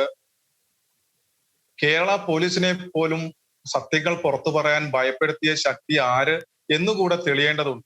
അത് തെളിയും എന്ന് തന്നെയാണ് വിശ്വാസം. കാരണം എന്ന് പറഞ്ഞാൽ ഈ കേസിന് പല മാനങ്ങളുണ്ട്, ഈ പെൺകുട്ടിയുടെ തിരോധാനത്തിന് പല മാനങ്ങളുണ്ട്. അത് കേന്ദ്രം ഭരിക്കുന്ന കക്ഷികൾ മുന്നോട്ട് വയ്ക്കുന്ന ഒരു കാര്യങ്ങൾ കൂടെ ഇതിനകത്തുണ്ട്. അപ്പം അവരുടെ നിയന്ത്രണത്തിലുള്ള ഒരു ഏജൻസി എന്ന നിലയിൽ ആ ഏജൻസി ഈ വിഷയത്തിലെങ്കിലും വളരെ സുത്യർഹമായ സത്യസന്ധമായ ഒരു അന്വേഷണം നടത്തും എന്നൊരു പ്രതീക്ഷ കേരളീയ സമൂഹത്തിനുണ്ട്. ഇലക്ഷനുമായിട്ട് ബന്ധപ്പെട്ടുള്ള ഒരു രാഷ്ട്രീയ അജണ്ട കൂടിയാണ് അങ്ങനെ ഒരു അന്വേഷണ സംഘം എന്ന ആരോപണം കൂടി ഉണ്ടല്ലോ. അല്ല, ഒരിക്കലുമല്ല. ഇത് ഇപ്പോൾ ഞങ്ങൾ മുൻകൈ എടുത്ത് ഇത് കേസ് കുത്തിപ്പൊക്കി കൊണ്ടുവന്ന് ജഡ്ജിയുടെ മുന്നിൽ എത്തിച്ചതുകൊണ്ട് മാത്രമാണ്. പിന്നെ ജഡ്ജിയും സോളിസിറ്റർ ജനറലും ഒക്കെ തന്നെ മാധ്യമങ്ങളൊക്കെ വായിക്കുന്നവരല്ല, അവരൊക്കെ ഇത് കണ്ടുകൊണ്ടിരിക്കുകയല്ലേ, ഇവിടെ ഈ പൊതുസമൂഹത്തിൽ സംഭവിക്കുന്ന കാര്യങ്ങൾ കണ്ടുകൊണ്ടിരിക്കുകയാണ്. അപ്പോൾ അവർക്കും ഉണ്ടാകണമായിരിക്കും ഇതുപോലൊരു കേസ് തെളിയണമെന്നുള്ളത്. അവർക്ക് മക്കളുണ്ടല്ലോ. ഇപ്പൊ മക്കൾ നഷ്ടപ്പെടുന്ന വേദന കൃഷ്ണനായാലും റഹീമിനായാലും അന്തോണിക്കായാലും ഒരേ വേദന തന്നെയല്ലേ. നാളെ വീട്ടിലെ ഭക്ഷണവുമായിട്ട് കോളേജിലേക്ക് പോകുന്ന പെൺകുട്ടി കോളേജിൽ എത്തുന്നില്ല, അവൾ വൈകുന്നേരം വീട്ടിലും എത്തുന്നില്ല. നമ്മൾ ഇപ്പം വസന്ത് പറഞ്ഞതുപോലെ നമ്മൾ നികുതി കൊടുക്കുന്നത് നമ്മുടെ ജീവനും സ്വത്തിനും മക്കൾക്കും എല്ലാം സംരക്ഷണം തരാനാണ്. നമ്മൾ പോലീസിൽ പരാതി കൊടുക്കുന്നു, പോലീസ് അന്വേഷിക്കുന്നു. എനിക്കറിയാം, പോലീസിന് അറിയാം, പക്ഷെ പുറത്തു പറയാൻ പറ്റില്ല. ഇങ്ങനെ പറയുന്നതാണോ ഇവിടുത്തെ ഒരു ഭരണം എന്ന് പറയുന്നത്? അപ്പൊ അത് പാടില്ല. അപ്പൊ അതുകൊണ്ട് തന്നെ CBI അന്വേഷണത്തിൽ തെളിയും എന്ന് തന്നെയാണ് വിശ്വാസം. ഒരു സത്യസന്ധമായ അന്വേഷണം ഈ ഒരു വിഷയത്തിൽ ഉണ്ടാകുമെന്ന് പ്രതീക്ഷയുണ്ട്. അതിനെ ഞങ്ങൾ പിന്തുടരുക തന്നെ ചെയ്യും. കാര്യം ഏതൊക്കെ ഭാഗത്തുനിന്ന് അതിന് സപ്പോർട്ട് കൊടുക്കാനോ അല്ലെങ്കിൽ ഏതൊക്കെ ഭാഗത്തുനിന്ന് അതിനെ എതിരെ എന്തെങ്കിലും പ്രതികരണങ്ങളോ എന്തെങ്കിലുമൊക്കെ ഉണ്ടായാൽ അതിനെ തരണം ചെയ്യാൻ ഞങ്ങളാൽ കഴിയുന്ന രീതിയിൽ ചെയ്യും. കാര്യം എന്ന് പറഞ്ഞാൽ ഇവിടെ ആദ്യഘട്ടത്തിൽ കെവിൻ പറഞ്ഞ ഒരു കാര്യം ഓർക്കുകയായിരുന്നു. അതായത് ഇതൊരു ഒറ്റപ്പെട്ട സംഭവം അല്ലല്ലോ. മിഷാൽ ഷാജി എന്ന പെൺകുട്ടിക്ക് എന്ത് സംഭവിച്ചു എന്നുള്ള ചോദ്യം നമ്മൾ ചർച്ച ചെയ്യണം. അതൊന്നും എന്തുകൊണ്ടായിരിക്കാം? ആ കേസുകളൊക്കെ നിങ്ങൾ ഫോളോ അപ്പ് ചെയ്തിട്ടുണ്ടോ? ഈ ഒരു കേസിൽ ആണോ നിങ്ങളുടെ ശ്രദ്ധ? ആ കേസിനെ കുറിച്ചുള്ള നിങ്ങളുടെ നിലപാട് എന്താണ്? അത്തരം കേസുകളൊക്കെ ഇങ്ങനെ ആവർത്തിക്കുമ്പോൾ അതിലൊക്കെയുള്ള നിങ്ങളുടെ ഇടപെടൽ അല്ലെങ്കിൽ എന്താണ് ആ വിഷയങ്ങളിലുള്ള നിങ്ങളുടെ നിലപാട് കൂടി? തീർച്ചയായിട്ടും മിഷലിന്റെ വിഷയം CBI അന്വേഷിക്കേണ്ടത് തന്നെയാണ്. അതിന് ഞങ്ങൾ ഇറങ്ങിക്കഴിഞ്ഞു. തീർച്ചയായിട്ടും. കാര്യം ഈ ഇത്തരം സാഹചര്യങ്ങൾ ഞാൻ പറഞ്ഞില്ലേ, ജസ്നമാരും മിഷൽമാരും നമ്മുടെ എല്ലാവരുടെയും വീടുകളിലുണ്ട്. ശരിക്കും പറഞ്ഞാൽ ഒരു ഭരണകൂടം എന്ന് പറയുന്നത് ഈ കഴിഞ്ഞ 2020 കണക്കുകൾ എടുത്ത് നോക്കൂ. വീട്ടമ്മമാരും 20 വയസ്സിൽ താഴെയുള്ള പെൺകുട്ടികൾ എത്രയാണ് നഷ്ടപ്പെട്ടിരിക്കുന്നത്, കാണാതായിരിക്കുന്നത്. സെൻസേഷനിലാകുന്ന വാർത്തകളാകുന്ന ചില കേസുകൾ മാത്രമേ പൊതുസമൂഹം അറിയുന്നുള്ളൂ. അല്ലാത്ത കേസുകൾ ഒത്തിരിയാണ്. അപ്പം ഇത്രയും പെൺകുട്ടികൾ ഇവിടുന്ന് കാണാതാകുമ്പോൾ സ്വയം ഒരു അന്വേഷണ സംഘത്തെ രൂപീകരിച്ചുകൊണ്ട് അത് അന്വേഷിക്കുകയാണ് ഒരു ഉത്തരവാദിത്തപ്പെട്ട ഭരണകൂടം ചെയ്യേണ്ടത്. അത് LDF ആയാലും UDF ആയാലും BJP ആയാലും ആരായാലും. അപ്പം ഇത് ആരുടെയും ഒരു ആവശ്യമില്ലാതെ തന്നെ ഇത്തരം കുട്ടികൾ മിസ്സിംഗ് ആവുന്നു. അവർ ഇന്ന് എവിടെയാണ്? അതിൽ എത്ര പേര് തിരിച്ചു വന്നിട്ടുണ്ട്, അവർ എത്ര പേര് ജീവിച്ചിരിപ്പുണ്ട്, ഇതൊക്കെ അറിയാനായിട്ട് സ്വയം ഒരു അന്വേഷണ സംഘത്തെ രൂപീകരിക്കുകയാണ് വേണ്ടത്. അതിനു പകരം മക്കൾ നഷ്ടപ്പെടാതെ കാണാതാകുന്ന പിതാവ് പരാതി കൊടുക്കുമ്പോൾ എനിക്കറിയാം, ഞാൻ പറയില്ല, ഇതെന്താ പിള്ളേർ കളിയാണ്. വ്യക്തമാണ് ശ്രീ കെവിൻ പീറ്റർ. ഏറ്റവും ഒടുവിൽ ചർച്ചയുടെ ഏറ്റവും അവസര ഘട്ടത്തിലേക്ക് നമ്മൾ കടക്കുകയാണ്. ശ്രീ വസന്ത് തെങ്ങുമള്ളി, ഇവിടെ ജസ്ന ഒരു ഒറ്റപ്പെട്ട സംഭവമല്ല. കെവിൻ പറഞ്ഞതുപോലെ ധാരാളം ഇത്തരത്തിലുള്ള കാണാതാകുന്ന കുട്ടികളുണ്ട്. മിഷാൽ ഷാജിയുടെ പേരൊന്നും മലയാളിക്ക് മറക്കാൻ പറ്റില്ല. അങ്ങനെ ഒത്തിരി പേരുകൾ നമ്മുടെ മനസ്സിലേക്ക് മുമ്പിലുണ്ട്. ഇതൊക്കെ നമ്മുടെ സംവിധാനങ്ങൾ ഇടപെടേണ്ടതല്ലേ? പ്രത്യേകിച്ച് താങ്കളുടെ പ്രസ്ഥാനമൊക്കെ ഈ വിഷയത്തിൽ കുറച്ചുകൂടി സ്ട്രോങ് ആയ ഒരു ഇടപെടൽ നടത്തുമോ? നിതിൻ, ഇതില് ഞാൻ ഗവർണർക്ക് സമർപ്പിച്ച മെമ്മോറാണ്ടത്തിന്റെ അവസാനം ഞാൻ എഴുതി ചേർത്ത പേരുകളാണ് മിഷേൽ, ഹൈദരാബാദിൽ നേഴ്സായിരുന്ന ഒരു ആൻമേരി എന്ന് പറഞ്ഞ നേഴ്സ് കൊല്ലപ്പെട്ടത്, ഇതുപോലെയുള്ള കേസുകൾ. ഒപ്പം തന്നെ കാഞ്ഞിരപ്പള്ളിയിൽ നിന്ന് കാണാതായ 2 ദമ്പതിമാർ, കോട്ടയത്ത് നിന്ന് കാണാതായ 2 ദമ്പതിമാർ, ഇതെല്ലാം ഞാൻ ഈ കേസുകളിൽ ഇതിന്റെ അടിയിൽ എഴുതി ചേർത്താണ്. അന്ന് അദ്ദേഹം ഗവർണർ എന്നോട് ആവശ്യപ്പെട്ടു, വളരെ കൃത്യമായി അതിനെപ്പറ്റി പഠിച്ച് ഒരു റിപ്പോർട്ട് മെയിൽ ചെയ്യണമെന്ന് ആവശ്യപ്പെട്ടു, മെയിൽ ചെയ്യുകയും ചെയ്തിട്ടുണ്ട്. ഞാൻ പറയുന്നത്, ജസ്നമാർ ആവർത്തിക്കപ്പെടരുത്, മിഷേലുമാർ ആവർത്തിക്കപ്പെടരുത്. എന്തുകൊണ്ടാണ് ആവർത്തിക്കപ്പെടുന്നത്? ആദ്യമേ ലോക്കൽ പോലീസ് എല്ലാത്തിലും നിഷ്ക്രിയതമാണ് പാലിക്കുന്നത്. ലോക്കൽ പോലീസ് സംവിധാനത്തിന് എന്തോ അജണ്ട ഇതിന്റെ പിന്നിലുള്ള രീതിയിൽ അവരാരെ കാണാതെ പോയാലും ഫോൺ എടുത്തില്ല കേട്ടോ. അത് ഫോൺ ഇല്ലാത്തത് കൊണ്ട് നമുക്ക് കണ്ടുപിടിക്കാൻ പറ്റില്ല, അല്ലെങ്കിൽ ആ ഫോൺ സൈലന്റ് ആയിരുന്നു, അതുകൊണ്ട് കിട്ടിയില്ല. അവിടെ റേഞ്ച് ഇല്ലായിരുന്നു, അതുകൊണ്ട് കിട്ടിയില്ല എന്ന് പറയുന്ന പോലെ, നേരത്തെ കെവിൻ പീറ്റർ പറഞ്ഞ പോലെ ഇതെന്താ മണ്ണപ്പൻ ചുട്ട് പിള്ളേർ കളിക്കുന്ന കളിയാണോ? അല്ല, ഒരു പൗരയെ, പ്രത്യേകിച്ച് 22 വയസ്സെന്ന് പറയുമ്പോൾ അവര് പ്രായപൂർത്തിയായ ഒരു ഇന്ത്യൻ പൗരയെ, ഈ ജസ്ന അടക്കം നികുതി അടയ്ക്കുന്ന ആളായിരുന്നല്ലോ. അവള് യാത്ര ചെയ്യുമ്പോൾ അവള് നികുതി അടയ്ക്കുന്നുണ്ടല്ലോ, അവള് വസ്ത്രം മേടിക്കുമ്പോൾ അടയ്ക്കുന്നുണ്ട്. അപ്പം ആ നികുതി അടച്ച വ്യക്തിയോട്, ജസ്നയോടൊരു നീതിബോധം ഈ സംവിധാനത്തിന് ഉണ്ടാവണ്ടേ? അതുണ്ടായിട്ടില്ല എന്നുള്ളതാണ്. എങ്ങനെയും ഈ കേസ് ഒന്ന് തീർത്ത് കളഞ്ഞേക്കാം എന്നുള്ള ശ്രമമാണ് നടക്കുന്നത്. പിന്നെ അവസാനം ഇപ്പോൾ ഈ ചില സംഘടനകളും, ഞാൻ കാസയെ ഉദ്ദേശിച്ച് പറയില്ല, പക്ഷേ മറ്റ് ചില രാഷ്ട്രീയ അജണ്ടയോട് കൂടി വരുന്ന സംഘടനകളെ നമുക്ക് അങ്ങനെ കണ്ണടച്ചെടുക്കാൻ പറ്റില്ല. എന്തുകൊണ്ടാണ് നിയമസഭാ തെരഞ്ഞെടുപ്പ് വരെ എവിടെയായിരുന്നു ചില സംഘടനകൾ എന്നുള്ള ചോദ്യം വരും. അന്നും ഇന്നും ഈ കേസിന് പിറകെ നിന്നത് KSU ആണ്. അന്നും ഇന്നും ഈ കേസിന്റെ പുറകെ ഉണ്ടായത് KSUവിന്റെ സംസ്ഥാന പ്രസിഡന്റും ജില്ലാ ജനറൽ സെക്രട്ടറി എന്നുള്ള വ്യക്തിപരമായ നിലയിൽ ഞാനും ഒക്കെ ഉണ്ടായിരുന്നു ഈ കേസിന്റെ പുറകിൽ. അപ്പോൾ മറ്റ് സംഘടനകൾ പരാജയപ്പെട്ടപ്പോൾ ഞങ്ങൾ എടുത്ത എഫോർട്ടിനെ വില കുറച്ച് കാണാൻ പാടില്ല.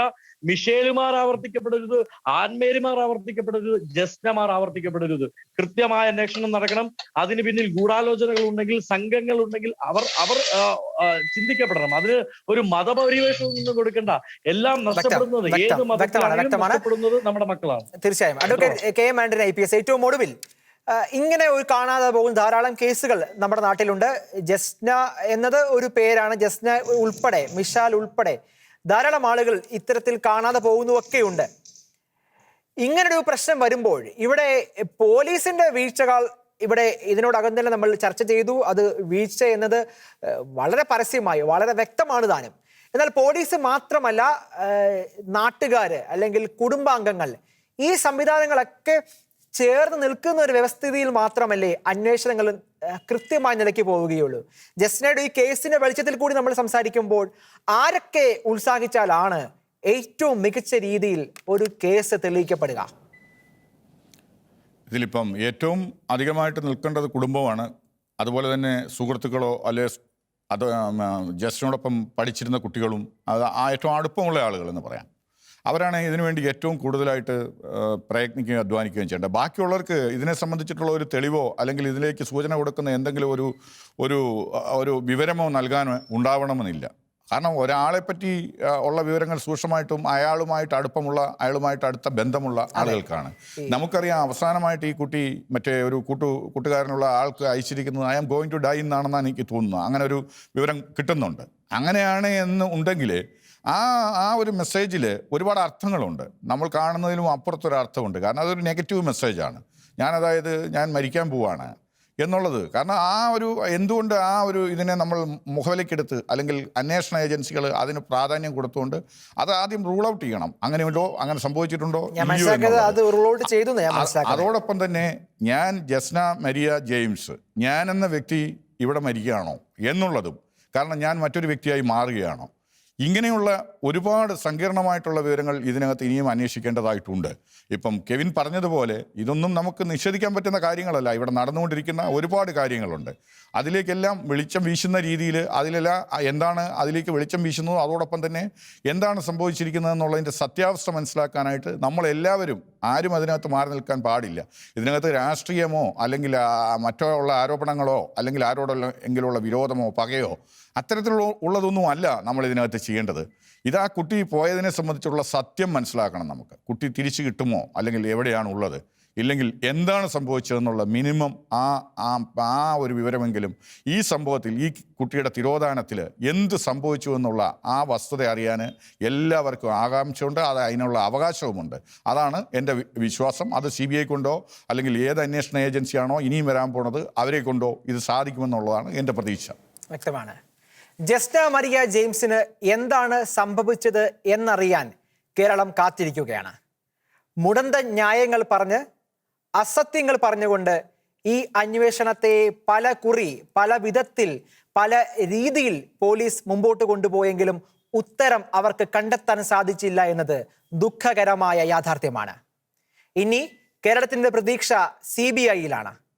കൃത്യമായ ദിശയിൽ ആരോപണങ്ങൾക്കും കുപ്രചരണങ്ങൾക്കും ചെവി കൊടുക്കാതെ വസ്തുതയിൽ ഉറച്ചു നിന്നുകൊണ്ടുള്ള ഒരു അന്വേഷണമാണ് ഈ കേസിന് ഉണ്ടാകേണ്ടത്. ആ നിലയ്ക്കു തന്നെ CBIക്ക് ഈ കേസ് കണ്ടെത്തി ഉചിതമായ ഒരു നിലപാടിലേക്ക് എത്തുവാൻ കഴിയട്ടെ എന്ന് നമുക്ക് ആഗ്രഹിക്കാം, ആശംസിക്കാം. ഈ ചർച്ചയിൽ ഏറെ സജീവമായി പങ്കെടുത്ത advocate KM Antony IPS, Sri Vasanth Thengumalli, Sri Kevin Peter, 3 പേർക്കും നന്ദി.